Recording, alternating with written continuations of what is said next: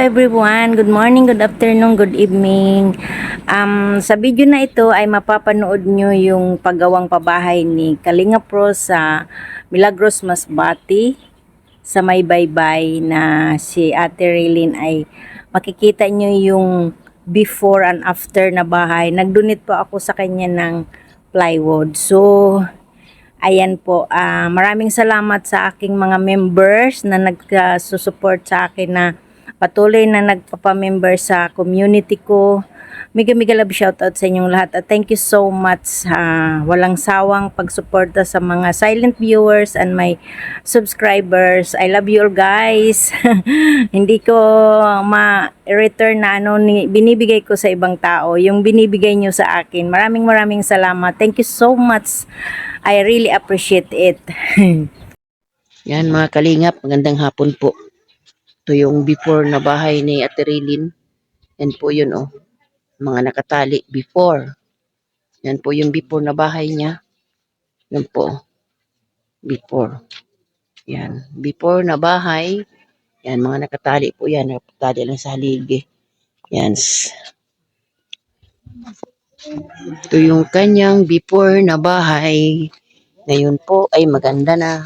O yan Yung papag po na tinutukoy ko po ay di po yung pwedeng alisin dyan. Kasi yan po ay yan po ay hindi pwedeng alisin at yan po ay tambayan ng mga lalaki na nagbabasketball. Yan, tignan nyo naman po mga kalingap. Yan yan. Yan lang po, ang liit-liit lang diba? Ito lang po. So, yan na po yung kanyang before. Yan. Ngayon po, awa ng Diyos. Good morning. Padalawang araw na po na patrabaho. Ito na yung plywood.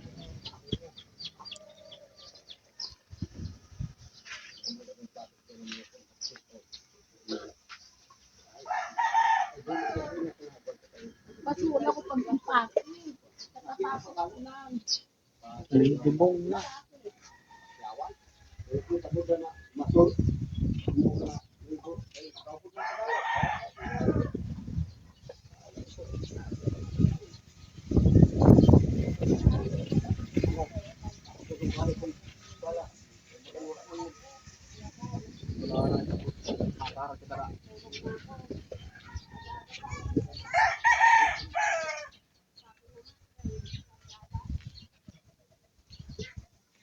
Yan ang plywood. So, ayan mga kalingap, pa 3 days po na trabaho. Ayan, bintana na lang talaga, napinturahan na rin po yan. Ayan. Salamat po sa nagpaabot po, dagdag tulong plywood. Ayan na po. May pintura, kulay puti. Ayan po kasi ang gusto ni Ate Raylene, kulay puti. Puting puti. Ayan. Ayan po. Ayan. Salamat. 3 araw po ngayon. Araw na ito. Ayan, may pintura po yan ha. Hindi pa po tapos. May bukas sa pala. May ilalagay pa kasing bubong. Ganda po. May ilalagay pa doon karagdagan sa ayan. Wow.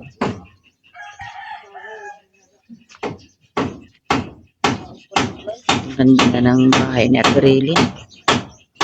Streamline.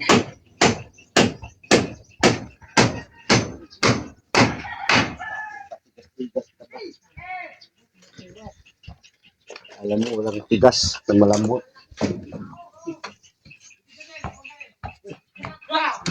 Tambayan. Tambayan. Dito yung kanyang sala. Pag dilim na, huwag mo yung kasita.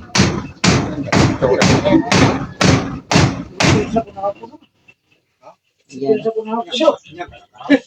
Ngayon lang pala ikaw na. Ginawa na po ng paraan. Ngayon lang pala Paraan. Wala po siya higaan. Ano po natin, dagdag sa po, budget. Kasi wala siyang higaan. Laki din po nagawa. Anuhan lang po. Paparnisan lang po yan. Walang susugatin. Mga kadaliig. Kumain ka ng marami. Ayaw mo ah. Ano yan, mga tagalikid eh.